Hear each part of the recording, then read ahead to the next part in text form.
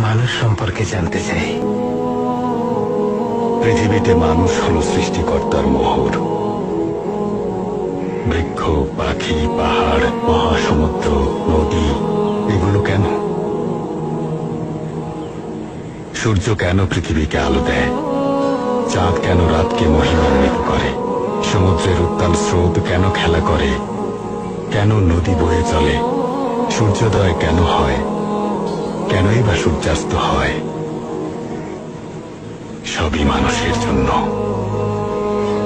পৃথিবীর সমস্ত সৌন্দর্য এবং যত চমক, সবকিছুর ব্যবস্থা শুধুমাত্র মানুষের জন্য, মানুষের বেঁচে থাকার জন্য, মানুষের সুখ ও শান্তির জন্য, মানুষের শুকরিয়া আদায়ের জন্য।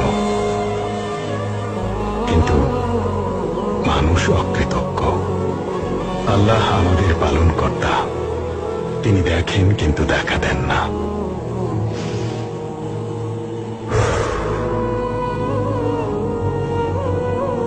এই নিঃশ্বাস যদি না নেওয়া যেত, মানুষ এখানে থাকতো না।